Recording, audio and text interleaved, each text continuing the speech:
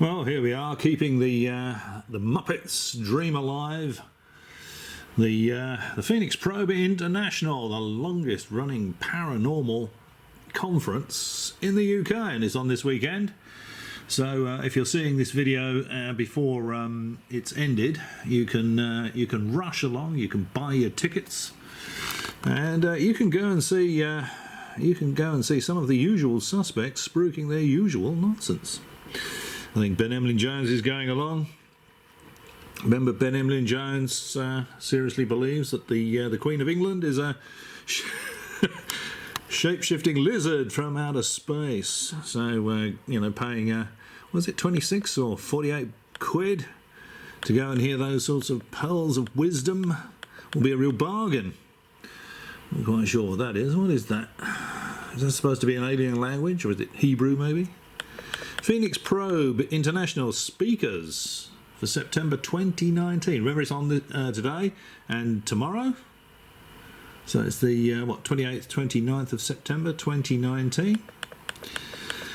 And it's going to be held at the YMCA, St Albans Road, Lytham, St Anne's, near Blackpool in England. So no doubt we'll be seeing a reportage from Ben Emlyn Jones. He'll be recording every nanosecond of his bus journey up to Blackpool from Oxford. That should be a good 10 or 15 hours, I suspect. I can hardly wait.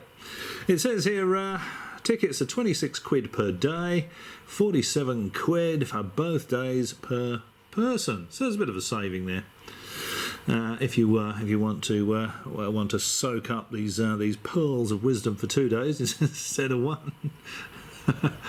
And there you go, there's a telephone number there if you would care to book yourself a ticket, but be quick, because remember this is on today and tomorrow. I'm going to post this video today being the 28th of September. Right, so let's see who we've got here. Brian Halliwell, welcome to the Phoenix. Yeah, so someone there just welcoming you along. Who's this guy? Phil Medley. Needs no introduction to Probe. Can't say I've heard of him, to be perfectly honest. Talk topic to be announced. And then it says, following the harmonic convergence in 1987... Can't say I recall a harmonic convergence back in 1987. What about yourself?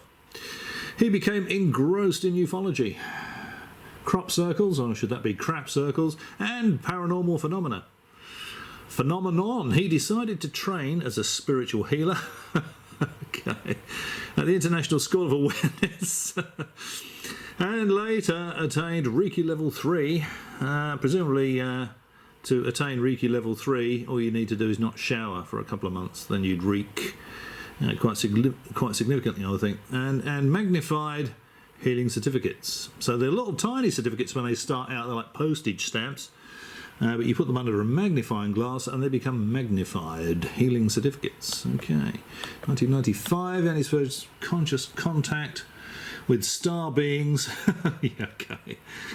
And then has observed over 100 UFOs. They guided him as an Earth healer to travel around the globe working with stargates, vortexes and portals. So, okay, so his first conscious contact with star beings. Have we got any pictures of these star beings? Do we? Any video recordings of these star beings? Any audio recordings of these star beings? Any pictures of these stargates? These presumably would be fixed pieces of equipment. Video of the stargates, pictures of the stargates, or vortexes, or portals? Or is this just nonsense? Science fiction hogwash.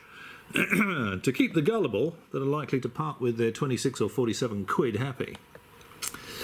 He's worked with Jaden Jewell, Shania Creek, never heard any of these people, and beings of Arcturus, Sirius, Pleiades, and Andromeda. In addition to the Elohim, Command, Archangel Michael. So he's had a bit of a chinwag there with John Travolta. And San Anda, to name a few. Yeah, okay. Looking like something you'd want to go along to just yet. Now, what I think is quite interesting here, and it shows a distinct lack of imagination on these part of these piffle peddlers, and that is, you know, he's worked with beings of Arcturus, Sirius, the Pleiades, and Andromeda. Okay. Won't be any pictures, of course, or video of these. Of him working with these aliens, but what I think shows a distinct lack of imagination is they call they're beings of Arcturus, Sirius, Pleiades, and Andromeda. So these people have all these interactions with these alien beings from all these different star systems, but the alien beings from the different star systems never ever tell these people what they actually call themselves, are they? So aliens from a planet in Arcturus, orbiting Arcturus, is Arcturus a system? Is it a star? You know, what do they call their planet? What do they call their star? They're not going to come here and say, oh yeah, we're from Arcturus. They're going to say, you know, we're from whatever they call it. They will come to him and say, look, yes, this is what you call it. You call it Arcturus. You call it Sirius. You call it the Pleiades, and Andromeda. This is what we call it. So why don't you update your star maps to show the real names of these systems? Distinct lack of imagination on the part of the piffle peddlers. And then there will be some relief in sight. There's a break there for 15 minutes. So let's see what else we got. And then we've got someone talking about a mysterious circle for many years has been... The mysterious circle for many years has been communication and capturing images of spirit ETs. Okay. Not very good English, of course, but still, there you go. While working with other dimensions, they have become stronger since 2018. Interaction becoming more visible. Sylvia works with a camera and would like Probe to get involved during a demo for them to see visitors come through in love and harmony. Okay, well, I'll pay 26 quid to see that. Let's see some evidence here. Let's see some of these visitors coming through. Love and harmony, of course, just a bit of a bonus there. It's better than coming through with a ray gun, isn't it? And frying the audience. And then we have Nick Hayes, hour and 15-minute talk on Quest for the Invisibles. He's going to say, I know they're there. Can't prove it, of course, because they're invisible. Excuse me. Along with his own work, photographs and filming of various types of invisible phenomena. Yeah, okay, that'd be a neat trick, wouldn't it? Photographing something that's actually invisible. Okay. Photographs and film of stuff that's invisible. Again, well worth 26 quid. Is that going to be a blank white screen or is that going to be a blank black screen, I wonder? Through his talk, we'll be describing his work and photographic techniques used through infrared and ultraviolet. Ah, now I see. Okay. So he's got a camera that works in infrared and a camera that works in ultraviolet, and he's going to be showing a range of images or photographs. Some photographs have never been seen before. Now, the thing is with ultraviolet and infrared images, they're never clear images or anything. They're sort of rough shapes. So, you know, you could get a piece of metal and cut out a silhouette of a flying saucer or something you consider that an alien spacecraft might look like, heat it up and then film it with your infrared camera, and it's going to look like a spacecraft on your infrared camera. Just as an interesting aside, there was a bit of a military exercise on around here the other day, and I had 3 Black Hawk helicopters fly over the house really low. And one of my neighbours actually has a commercial quality infrared camera, not the sort of thing you get from eBay. Which, you know, but this is a multi-$1,000 unit. It's used by government agencies. And he showed me some footage he took of the Black Hawks flying over, because they were all blacked out. They're not illuminated when they're on exercises. And he showed me the footage, and you could clearly see the helicopter shapes, but they actually looked a little bit like you could tell actually that they were Black Hawks. Black Hawk helicopters, but they appeared to be sort of different shades of red, depending on which were the hot parts of the machine and which were the cooler parts of the machine against the background. But what they are not is clear photographs. It would be very easy to do something like that and say, hey, I filmed this. It would be very easy to fake. So I would be very suspicious of infrared. And ultraviolet. Don't think I've seen the ultraviolet, but I would think the same would be true. Okay, and now we have one of our old favourites here, Colin Wolford, decoding Star Wars. Now, Colin, you will recall, seriously believes the alien autopsy video that was released in the mid-90s, I think, was a fraud, of course, an admitted fraud. It was something done just to rake in some cash. He thinks that's he sincerely believes that's true. They're only telling you it was a fake. They're telling you it was a fraud, even though the people that made it show you, how they made it. They show the alien they used, etc., etc., etc. Now, what's he gonna tell us? What's he gonna decode in Star Wars? I wonder. What's he going to tell us? Marcus Allen is your father. Is that right, Colin?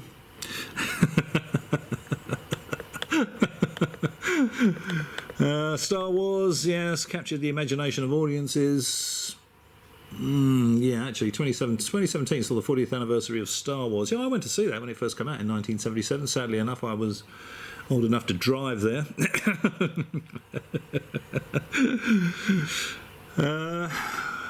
What is it that so resonates about the films or the saga? Are there deeper truths to the stories being told? Yeah, no, it's a science fiction film, Colin. Get over it, mate. Can the characters and events portrayed in these films? Yeah, okay. It's a science fiction film. It's a science fiction film, nothing more nor less. I mean, Darth Vader would be an unrealistic enemy, really, wouldn't he? I mean, you'd hear him coming half a mile away and then just shoot him. All that doesn't sound like he could climb a flight of stairs, to be perfectly honest, Darth Vader, does he? Then we got Tony Topping, another one of our favourite fantasists. UFO journalist and contactee, always popular at Pro because people lap up his science fiction stories. Now, he tells people that he's constantly buzzed by UFOs. They're constantly flying over his house. And I don't know whether he's claiming interaction with the aliens, is he? But again, no pictures, no video. It might be a video of a distant light in the sky. There's certainly no. He says these UFOs are constantly flying over his house. Now, I'd expect to see something a little bit better than one bright light, one stationary bright light in the distance. I don't think that's terribly convincing, personally. So there we go. There's another, and mercifully, there's another break there. Another 15-minute break. Never heard of this guy. He's a Pleiadian contactee. Plebeian contactee, probably. Experiences on ships. Yes, okay. Communication with ETs. Got an ashtray from the ships there, Nick. Any photographs? Any video? What about a sneaky audio recording? Ever had your mobile phone in your pocket just running, recording the audio when you've had these interactions? These, on alien spacecraft and communication with ETs. Can you tell us exactly how you're doing that? Is it a sit in your armchair and everyone else can see you're there, but really you're away on a distant planet type of contact? These in your head type of contact? Strongly suspect that's the case. What's this? Accessing the secrets of time. Yeah, okay, well, buy a watch. And there's our old mate Ben. And what's Ben going to be talking about? Ben Emlyn Jones. Is there any hope? Because remember, Ben Emlyn Jones desperately wants all this alien ET stuff to be true. Is there any hope? The government is growing stronger with their drive for greater authoritarian regimes.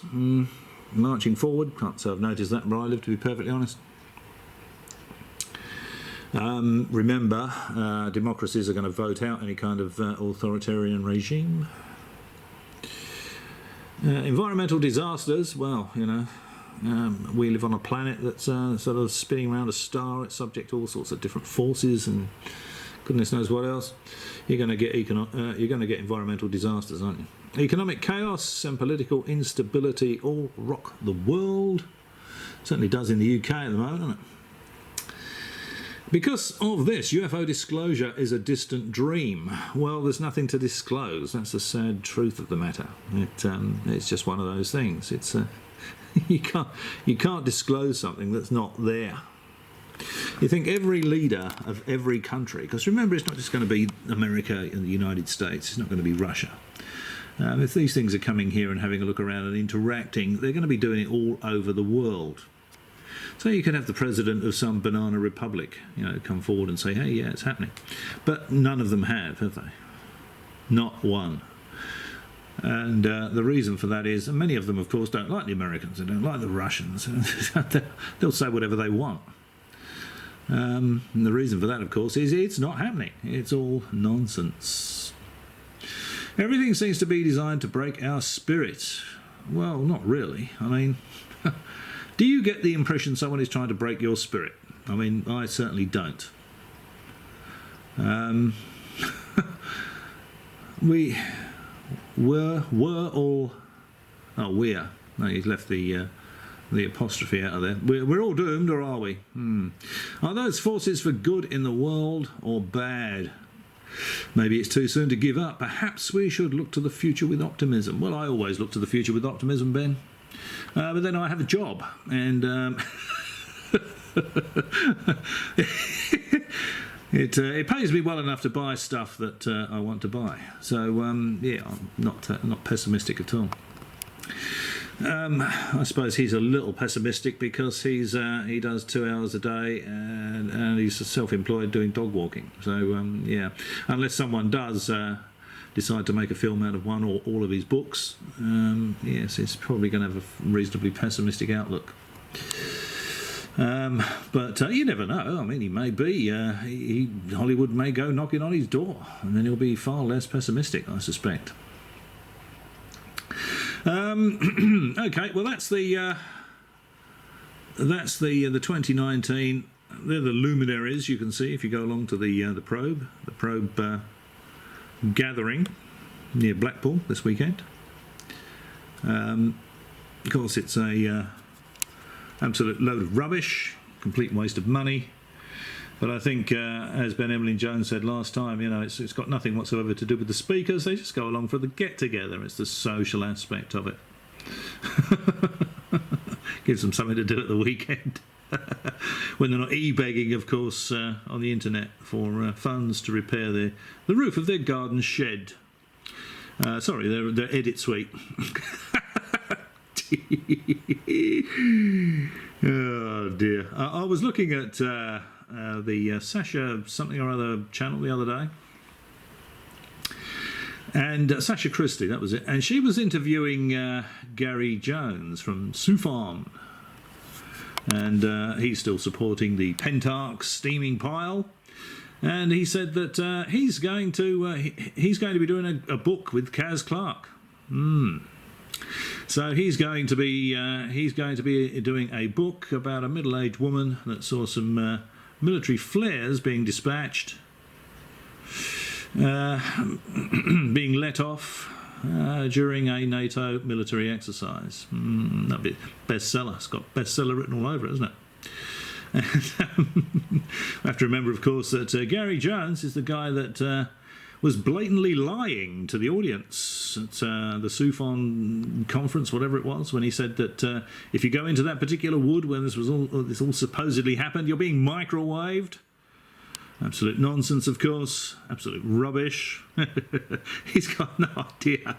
He's got a little 2-bob EMF meter there, and he's got a reading on it, and he says this is a microwave level. That in itself is nonsense.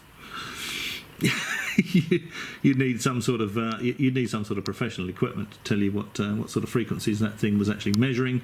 It's probably amalgamating a number together. That's probably measuring the mobile phone he's got in his pocket, which is what he walks the track the UFO took. He was told that the UFO took, and of course he's getting a reading all along that track. So he's got his mobile phone in his pocket, and his gizmo's reading the radiation from the phone. It could be anything like that. But you're certainly not being microwaved if you go into the forest, you know. So Gary Jones is not an investigator. He says, do your research. Well, you do your research. I think you're the one that needs to do your research, Gary. Because you know nothing about what you know nothing about what you're saying. You can't say it's a microwave level. You certainly can't say that. Well, you can, but I mean, it's a blatant lie that people are being microwaved when they go into that particular forest. It's just drivel. And that's reminded me, actually, I was going to do a Pentarch Part 3, wasn't I, where I was going to show them, where they show a clip of Kaz Clark saying that they closed the airspace for the entire country, but there is a NOTAM, of course, that shows that there's a fairly small area was actually closed and the airspace above 5,000 feet wasn't closed. So that's another blatant lie. Anyway, I'll get around to that if I can face watching that bloody rubbish, that Pentarch nonsense again. Maybe. But anyway, there we go. That's sort of going off at a bit of a tangent there, simply because I was looking at the usual suspects. Oh yeah, there was another thing that Gary Jones mentioned, I think. What is it? The Denby lights. Denby lights. I might do a video on that, so I've had a look at that. And I've had a look at the video that they were talking about on the Sasha Christie interview, where this guy's analysed it, and I think the guy's analysis is pretty damn good, actually. I think it's not. I doubt it's golf carts, but the rest of his conclusion, I think, it holds water. So it's probably trial bikes or quad bikes, something like that. But anyway, I'm going off again at a tangent. Don't forget to rush along and listen to these luminaries. If you see this video before you get there, when it gets to the Q&A time, ask them why they don't have any photographic or video evidence. Now, that's a bit of an assumption on my part, of course, but I'd put money on me being right. Ask them why they've never had a sneaky audio recording of any of their interactions with these aliens. So we can't hear what they sound like. We can't see what they look like. You know, you can get a crayon drawing, of course, from people like Simon Parkes. Now, and also ask them if a guy up there says, yes, I interact with the Pleiadians and the Arcturans, and just ask them, what do they call themselves? Yes, I was talking to an Arcturan last week. Yeah, I've got a question for you there. What does the Arcturan actually call their home star? It's not Arcturus, is it? What does he call his planet? And I think that the reply might take some time. Okay, well, I'm sure they'll all be up there probing each other and thoroughly enjoying it for less than 50 quid. As always, thanks for watching, and maybe I'll catch you again.